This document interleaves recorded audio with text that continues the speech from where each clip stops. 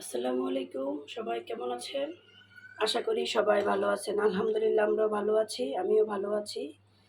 আজকে আমি একটা মজার রান্না নিয়ে এসেছি আপনাদের সাথে শেয়ার করার জন্য। সেটা হচ্ছে চিকেন কুরমা রান্না করব। চিকেন কুরমা রান্না করার জন্য এখানে আমি এই মুরগিটাকে ভালোভাবে কেটে ধুয়ে পরিষ্কার করে নিয়েছি। দেখুন পানিটা ঝরিয়ে নিয়েছি যেন পানি না থাকে। এই যে ধুয়ে দেখুন পরিষ্কার করে নিয়েছি। এখানে আমি 1.5 কেজি ওজনের মুরগিটাকে নিয়ে শুধু লেগ পিসগুলোকে আমি নিয়েছি। কুরমা করতে এগুলো দিয়ে কুরমা করে দেখতে সুন্দর এবং খেতেও অনেক অসাধারণ টেস্টি হয়ে থাকে। চলুন কথা না বাড়িয়ে চলে যাই রান্নায়। রান্নার জন্য প্রথমে আমি এখানে দিয়ে দিব 1 চামচ পরিমাণ লবণ দিয়ে দিব এর ভিতরে।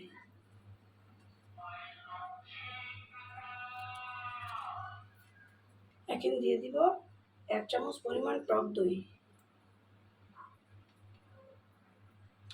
দিয়ে এটাকে ভালোভাবে মাখিয়ে নেব। এই যে দেখুন এই মুরগিটাকে আমি টক দই এবং লবণ দিয়ে ভালোভাবে ম্যারিনেট করে নিয়েছি। ম্যারিনেট হওয়ার পরে এটাকে একপাশে রেখে দিই। ম্যারিনেট করা মুরগিটাকে আধা ঘন্টার জন্য রেস্টে রেখে দিব। চলে এলাম আধা ঘন্টা পরে। এখন চলে যাব রান্নায়। রান্নার জন্য চুলায় একটি প্যান বসিয়ে দিয়েছি। দিয়ে দেবো এখানে আধা কাপ পরিমাণ রান্নার রেগুলার তেল।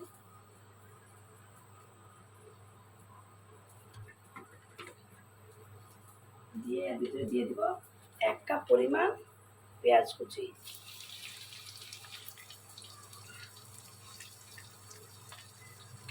এখন পেঁয়াজটাকে ভালোভাবে বাদামি কালার করে ভেজে নেব।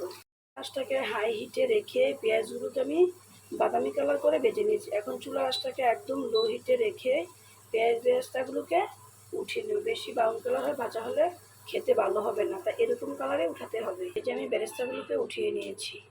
এখন এই যে তেলটা আছে তেলটার ভিতরে আধা কাপ পরিমাণ পেঁয়াজ কুচি দিয়ে পেঁয়াজটাকে একটু ভালোভাবে ভেজে নেব। পেঁয়াজটাকে হালকা করে ভেজে নেব যাতে কাঁচা গন্ধটা চলে যেতে পারে, এমন হালকা সিদ্ধ হয়ে যায়।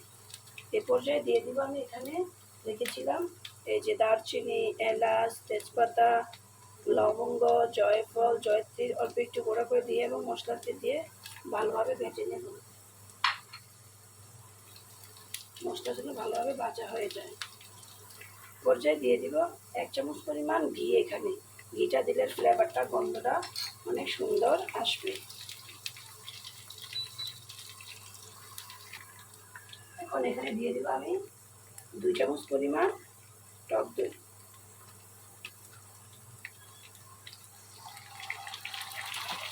দিয়ে সবগুলো উপকরণকে ভালোভাবে মিশিয়ে নেব। দিয়ে দেবো 2 চামচ পরিমাণ তরল দুধ। দুধের উপকরণগুলোকে ভালোভাবে মিশিয়ে নেব।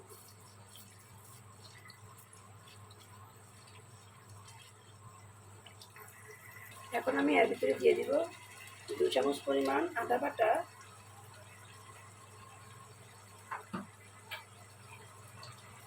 1 চামচ পরিমাণ রসুন বাটা দিয়ে এটাকে ভালোভাবে মিশিয়ে নেব।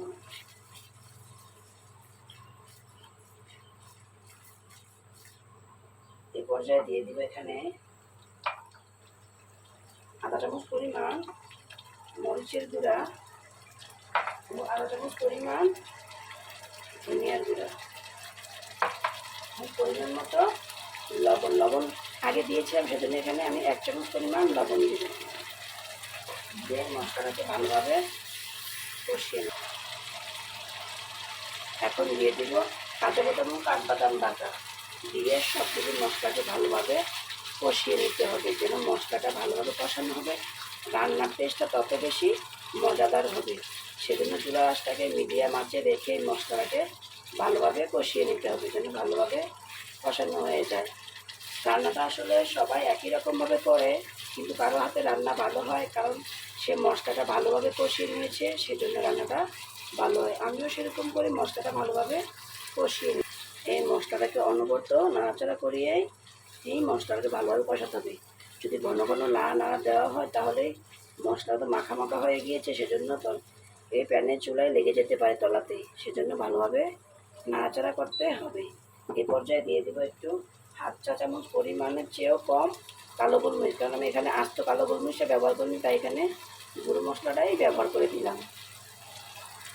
তারপর এখানে দিয়ে দেবো আধা চামচ পরিমাণ চিনি, কারণ পরিমাণটা একটু চিনি একটু মিষ্টি মিষ্টি ভাবটা হলে বাচ্চারা খেতে পছন্দ করে, খেতে অনেক টেস্ট আসে। এরপরে মশলাটা ভালোভাবে কষিয়ে নেব। মশলাটা যত কষানো হবে খাবারের টেস্টটা তত বেশি সুস্বাদু হবে। এদের কোনো মশলাটা সুন্দর ভালোভাবে কষিয়ে নিচ্ছি। আমার মশলাটা ভালোভাবে কষানো হয়ে গিয়েছে। এরপর দিয়ে দেবো চিকেনগুলোকে আমি আগে থেকেই টক দই এবং লবণ দিয়ে ম্যারিনেট করে রেখেছিলাম। এখন এগুলোকে আমি দিয়ে দেবো ভিতরে। চিকেনগুলোকে দিয়ে মশলার সাথে ভালোভাবে মিশিয়ে নিতে হবে।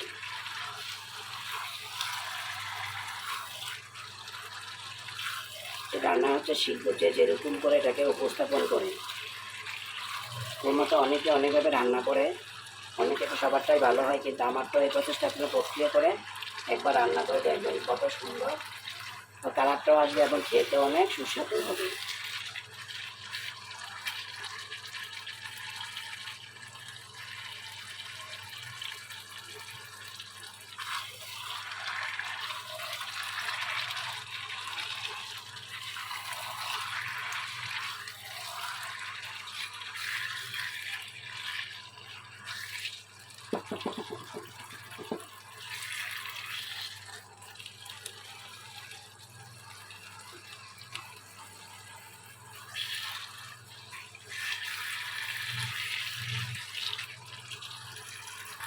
মিশানো হয়ে গিয়েছে এই চিকেনটা।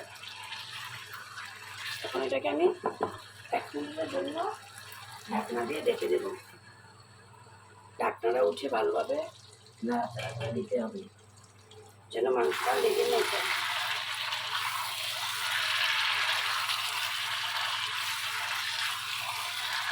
মাংসটা বেশি নাড়াচাড়া করা যাবে না, নাড়াচাড়া করলে মাংসটা এখানে ছুটে যাওয়ার সম্ভাবনা থাকে। তাই হালকা হালকা করে এটাকে নাড়াচাড়া করে ভালোভাবে কষিয়ে নিতে হবে।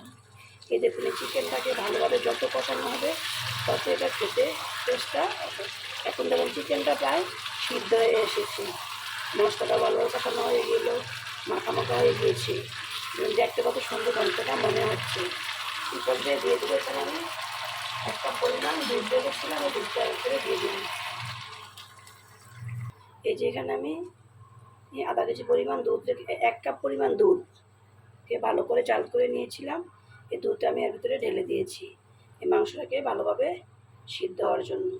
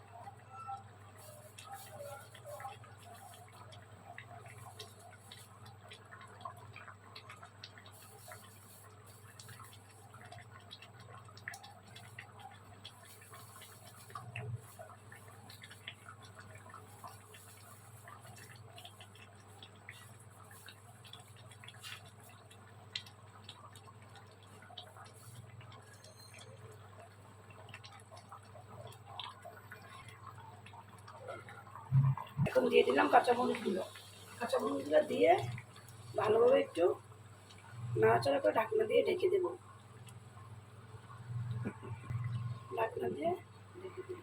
ঢাকনাটা উঠিয়ে মাঝে মাঝে একটু নাড়াচাড়া করে দিতে হবে যেন ভালোভাবে মশলাটা এবং মাংসটা ভালোভাবে কুক হয়ে যায়, নিচে যেন লেগে না যায়।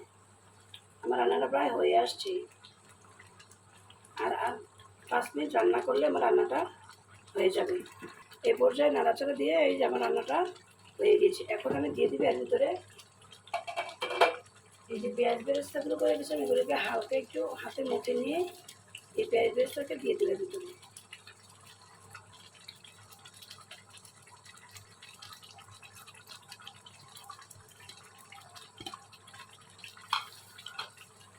সেটা দিয়ে দেবো কয়েক টুকরো কিশমিশ। কিশমিশটা দিলে আমার কাছে খেতে ভালো লাগে। এই পর্যায়ে আমার রান্না হয়ে গিয়েছে, এখন চুলা আঁচটা বন্ধ করে দেবো। দেখুন আমার রান্নাটা হয়ে গিয়েছে, দেখতে সুন্দর, দেখুন কত সুন্দর কালারটা হয়েছে, দেখতে অসাধারণ হয়েছে। দেখুন এই যে কালারটা আমি আপনাদেরকে একটা টুকরা উঠিয়ে দেখে দিচ্ছি, দেখুন কত সুন্দর হয়েছে কুরমারি কালারটা। দেখুন আমি কাছ থেকে দেখিয়ে দিচ্ছি, দেখুন কত সুন্দর হয়েছে কুরমারি কালারটা, দেখতে অসাধারণ হয়েছে কালারটা, খেতেও অসাধারণ হবে। কারণ দেখতে সুন্দর হলে খেতেও সুন্দর হয়, এটাই স্বাভাবিক। এই দেখুন আমার রান্নাটা হয়ে গিয়েছে। আর এই পর্যন্তই, আল্লাহ হাফেজ, আবার দেখা